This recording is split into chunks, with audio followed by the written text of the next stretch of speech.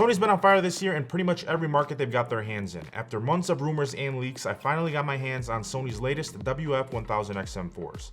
This series gives us several upgrades, all powered by a new V1 audio processor that should give us clearer sound and some better active noise cancellation. They've even changed up the design with a new fit that should give us all-day comfort.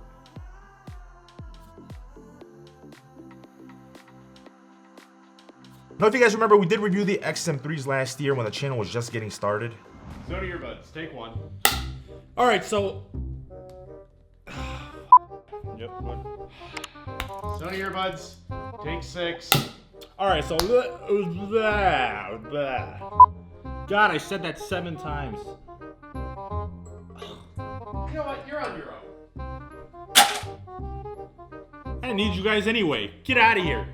All you guys do is eat. It's safe to say I've come a long way since then. Nonetheless, those were a fantastic pair of earbuds. They sounded great, but for me and my overall fit, I needed something that was a bit tighter, something that I could use when I was playing basketball and running that wouldn't fall out. So you guys know that I've been rocking the Powerbeats Pro pretty much daily over the past year for everything.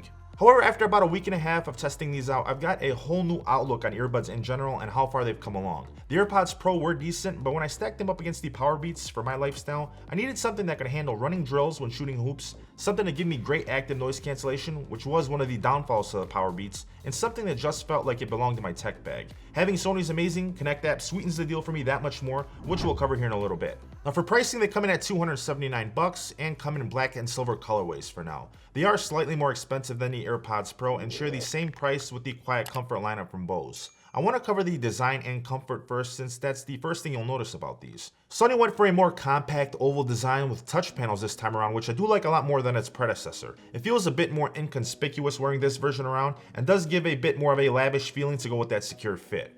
You have a ton of detail even in something this small. You can see both the mic and the logo have proper placement along with a nice copper ring around its edge. I love the nice and shiny matte finish you get with these. They are somewhat of a fingerprint magnet, but having such a small surface area is not something I see that will annoy the general population of consumers very much. The charging case also lost some weight. It's smaller, lighter, and feels very compact. You get a nice large LED light on the front to indicate the battery life and the current status when pairing. You also have a nice matte black texture on the outside to match the buds themselves, which I absolutely love. Now if you're thinking about exercising with these, spoiler, they're good. Really good. They are IPX4 water and sweat resistant, which I can confirm even when running drills, playing hoops, or doing any exercise I can think of, I didn't have these fall out once, even when I was dripping in sweat. It's weird coming from the Powerbeats Pro. It feels like you're waiting for these to fall out of your ears, and at times it feels like they're gonna, but they never do. Unlike the XM3s, where fit was a major problem thanks to its weight and length, most, including myself, did have issues to where they'd consistently fall out, even when you were going for a light jog. Now obviously this is all dependent on person, it's all dependent on fit, not everyone's the same, so they do provide a few different sizes in the package with the XM4s. You do have a smaller and larger fit to compensate for the default pair that's on the earbud, which fits perfectly for me and my massive head. In the small box, you also get a USB Type-C charging cable and some guides on how to connect these earbuds right when you take them out. For the touch controls, I'm happy to say they are much better and accurately register each tap for me about 95% of the time. You've got a full set of programs and controls for call management, voice activation, listening mode activation, and a ton more.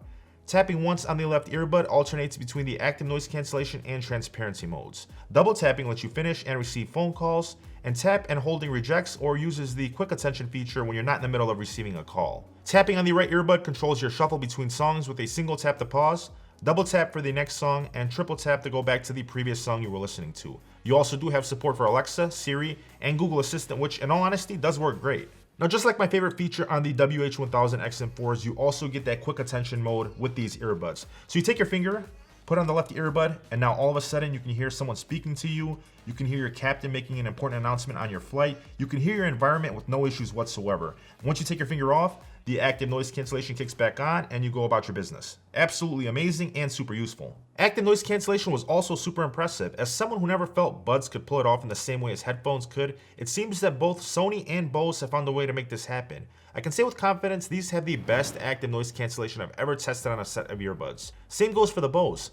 Both stack up above the rest for me and do a fantastic job of getting rid of any pesky outside noise around me, even in the worst case scenarios like my dad snoring violently during a 2.5 men marathon.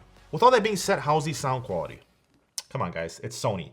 The sound quality is amazing. If you were to stack these up against the XM3s for last year that sounded fantastic, I don't think you'd be able to tell the difference. However, Sony didn't stop there. We have a new refined sound profile that complements a wide variety of music, movies, and pretty much everything else you're listening to.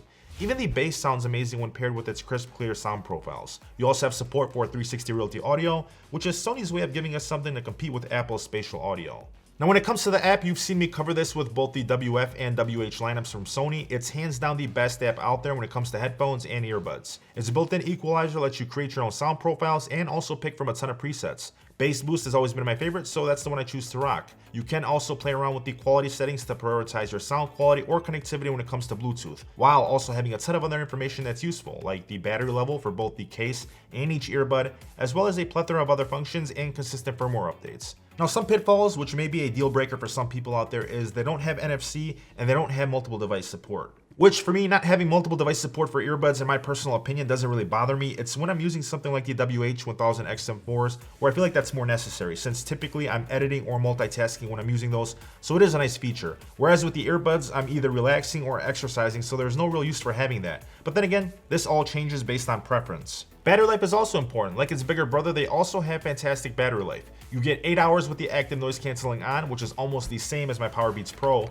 that don't have active noise cancellation, almost double what you get with the AirPods Pro, and more than you get with the Bose earbuds. That 8 hours also extends to 12 if you're not using the active noise cancellation. You also get 1 hour of use with just a 5-minute quick charge when the earbuds are dead. And then you have the charging case, which conveniently now sports wireless charging and holds anywhere from 25 to 35 hours of total playback, which is super impressive to me considering its size and shape. It's funny how you start to notice this pattern between these and the much bigger brother, the Sony WH-1000 XM4s.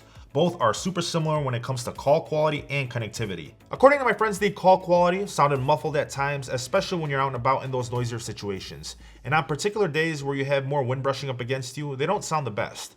The connectivity, on the other hand, is fantastic even when I would leave my phone in my bag and I was playing tennis or basketball nearby. I didn't have too many instances where I lost connection, especially when listening to music in my workouts. Now these are a significant jump over the XM3s, and I do love everything about them. They're comfortable, they sound amazing, have great active noise canceling, and the battery life is also unparalleled. All in something this small. The only cons I can think of are the price, sort of, and the call quality, which that's pretty much it.